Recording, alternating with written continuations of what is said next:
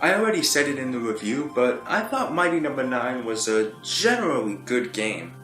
Was it flawed? Oh, hell yes, that game had a bunch of problems. But you know what also did? Mega Man 1, and that's generally considered a good game. And it got the chance to improve itself with a sequel, Mega Man 2, which drastically improved the formula and made it a still flawed masterpiece. Seriously, Mega Man 9 all the way. But if Mega Man gets the chance to improve itself with a sequel, why can't Mighty Number 9? Okay, I can think of a few reasons, but I'd still like to see it. These are the top 10 things that a Mighty Number 9 2 could improve. Why do I get the feeling I'm the only person on the internet who's using my complaints for constructive criticism rather than angry ranting? Call it Mighty Number 92. Okay, this isn't really a serious answer, but I always love the idea of making sequels to things that already ended in a number.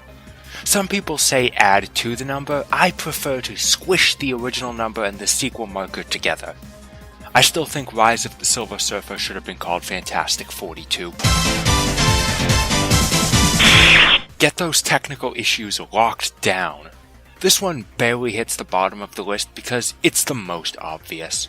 It seems to have stemmed from the development team developing all non-handheld versions of the game simultaneously instead of porting, and from what Inafune said since release, I don't think that's happening again. Whatever fixes the frame rate, glitches, load times, graphical fidelity, and lets them put development time into minor things like animation.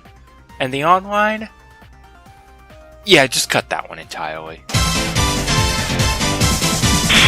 There needs to be some better voice direction next time. The actors are good choices. I'll reiterate that Yuri Lowenthal voiced my favorite character ever, and Steve Blum is great even here, but there really needs to be more effort in the performances. It's not like Mega Man games aren't allowed to have that. Maverick Hunter X's voice work was fantastic, but all this gets is... just as the professor predicted! I'm not expecting Metal Gear, but there's potential to be all it needs to be. And be more careful about the voice clips played during fights and their repetition. But that's not really exclusively a Mighty Number 9 issue. You know what they say, the more the merrier. For the most part, I thought the game controlled well. Beck has the right amount of weight, speed, jump height, it was good. There was just one issue, switching between weapons.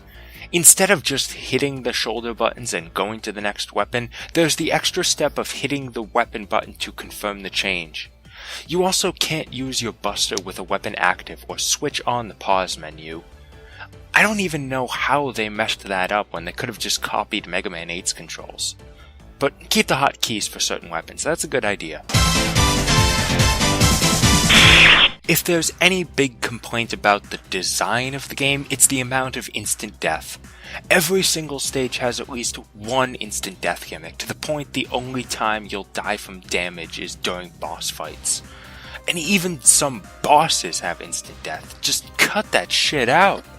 There can be some, Mega Man games do have it, but it doesn't need to permeate the whole game. And no boss should ever have instant death. You know what else makes instant death easier? Infinite lives. Lives are an outdated concept. There is no reason any game should have lives anymore. I'm grateful this game has the option for 9 lives default, but Azure Striker Gunvolt had infinite lives, so Mega Man games can do that. There's just an issue that this game is really hard to new players, even those with plenty of Blue Bomber experience. E-tanks also play into that. The only way to get cell recovery is either absorbing a lot of blue enemies or getting a pity item from patch, which you'll only get after multiple deaths. So, say you die to a boss and lose the cell recovery you earned from that stage. Unless you find a good strategy, you're suiciding to get recovery to stand another chance. Make it a more traditional system. I still can't believe I'm saying this about a game modeling itself after classic Mega Man, but there needs to be more story emphasis. You can't just set up plot points and never resolve them, and I brought this up in the review. Did you know Ray is Mighty Number 0? Well, I didn't, because they don't mention that anywhere in the game, not that I found. They're clearly setting something up with Dr. White at the ending of this game. A sequel really needs to take advantage of that. Do something to set it apart from the standard "we need to stop Dr. Wily for the 11th time" sequel. Beck's fellow Mighty Numbers helping him out during the stage they're strong against was a really cool idea, but there should have been more done with it, and I've got 3 points of improvement. First, I feel the purpose, besides making things a little easier, was to show the Mighty Numbers as a family, so Beck should interact with his siblings when they assist. And while they don't have to directly help against the boss, fear of being infected and all, they can provide tips. Second, sometimes their assistance is useless. And finally, they should all help during the final push. No, the Robot Factory doesn't count. How many of them actually did anything not in the background? I'm okay with the idea that damage to a boss doesn't really count until Beck dashes into them, but it's still very possible for them to go somewhere out of reach once they can be partially absorbed, which means they can get their health back free. Maybe if they were stunned, at least temporarily, when they reach that threshold when they can be dashed into. I've died with a boss at 0 health because I still had to dash into them. The promise of multiple playable characters ended up being disappointing. Call's noticeably inferior to Beck and can only be played in her one stage or co-op, and Ray? Maybe it'd be cool if they said how you could play as her, because I never found it. Characters should be freely selectable, with differences but balanced, and some can be unlocked later. Kinda like Mega Man X7 actually, just leave Beck playable at the start. Beck, Call, and Trinity as the characters already available, Ray can be the Proto Man DLC, and you know what, make Gunvolt unlockable somehow.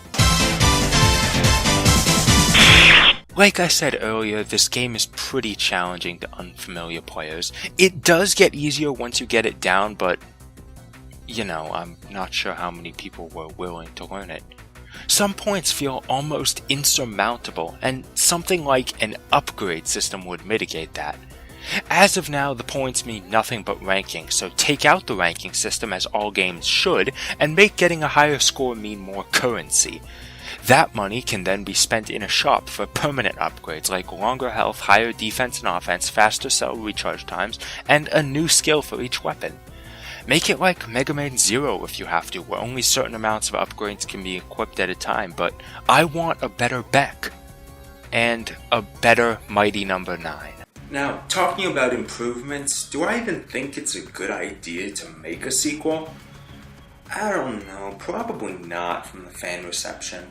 There's definitely no way in hell they could kickstart it, but if they funded it themselves and announced it while honestly acknowledging the faults of the original and announcing their intent on fixing them, well, no one would believe them, but it's probably the best they can do.